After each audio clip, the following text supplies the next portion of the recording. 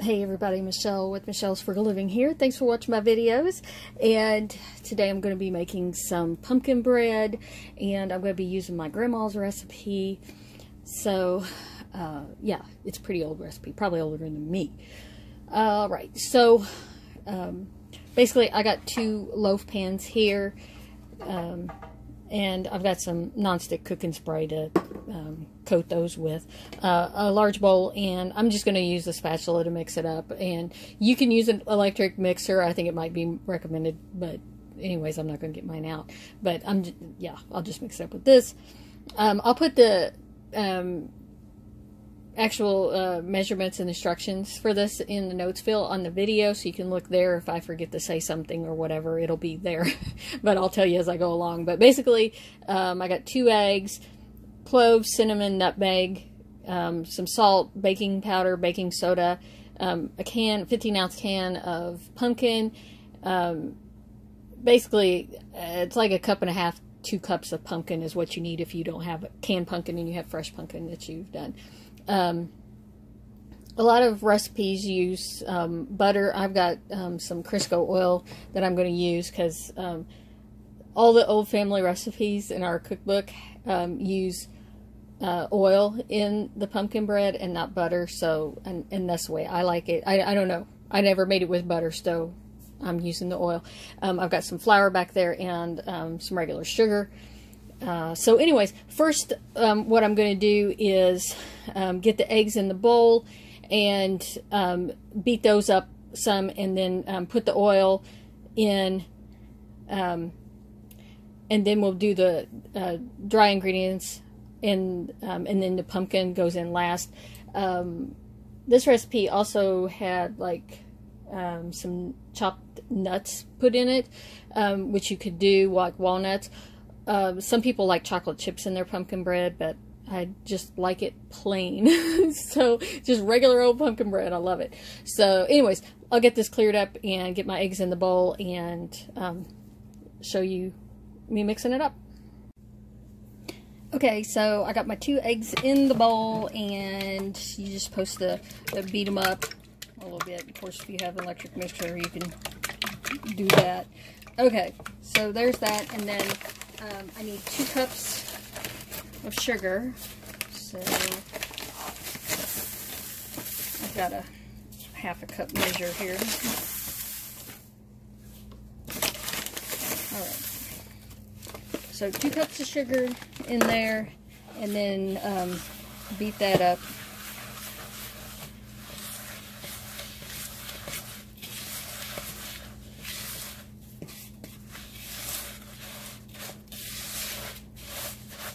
Okay.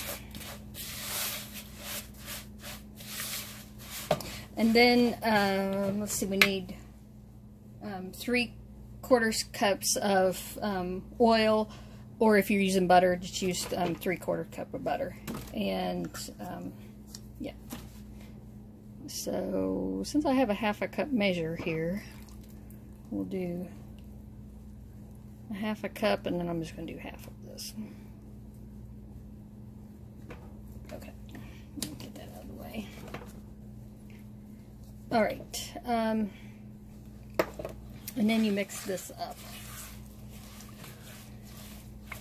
Alright, I'm going to break and get that mixed up. Okay, so I got all that mixed up, and now I'm going to go ahead and add the spices and the salt and the baking powder. So a 1/2 teaspoon of salt and a 1/2 teaspoon of baking powder.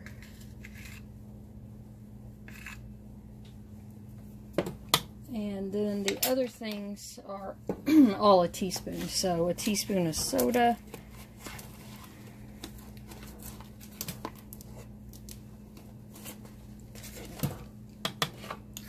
Whoops, can't get my measure down in there. Okay, that's the cinnamon. So a teaspoon of that, and the nutmeg, teaspoon of that, and a teaspoon of cloves. Oops.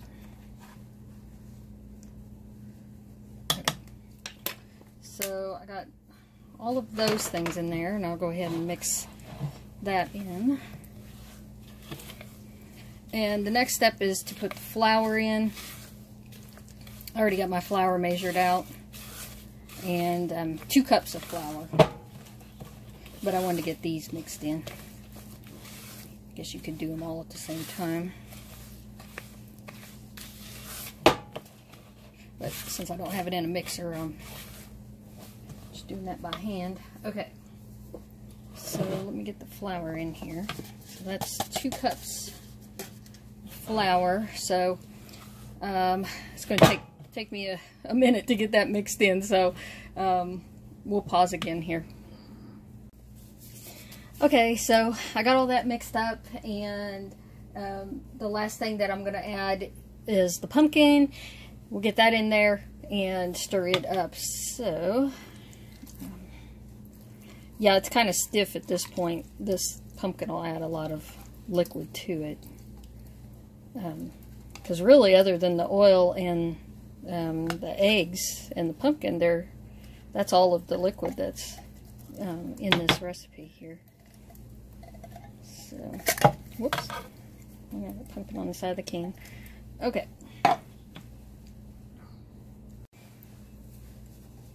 Okay, so I started mixing up the pumpkin, cleaned up my pumpkin mess I made. Anyways, we want to get this all smooth and even in color. But yeah, this pumpkin has added a lot of liquid to this, so it's really loosened it up. And so when we get it all mixed up, we'll put it in the pan. And I have the oven already preheated to 350 degrees Fahrenheit. And then it takes a long time to bake. I mean, well, all bread takes a long time to make, really, to cook through thoroughly. So it's going to bake for, you know, I'm gonna check it at 50 minutes. I know it's going to take, and that can depend on the size of your loaf pan. And the fact that I have 2 different loaf pans here, one may come out earlier than the other. But it, you know, and it's, you know, if I spread this dough out in smaller ones, then it wouldn't take as long, obviously. So, looks like I guess I got a lump there. All right, I think. Whoops, there's a little bit there that didn't get mixed in. I think I got it pretty good. Oh, there's some at the bottom, see? It's always good to get the spatula around everywhere and check.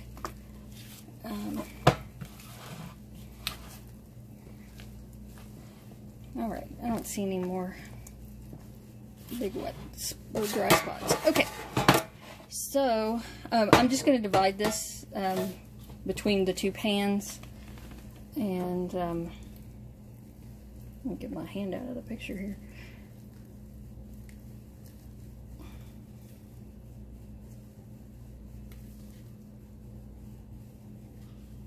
I guess if you want to be particular, you could weigh them, make them even, but I'm not so concerned about that. They are going to rise a lot, and anyways, so I'll get this one in here, and I'm going to put them in the oven. Like I said, I'll check them at 50 minutes, and it's good to have, you know, a toothpick or something you can poke in there and check them. But yeah, I'll show you when I'm finished.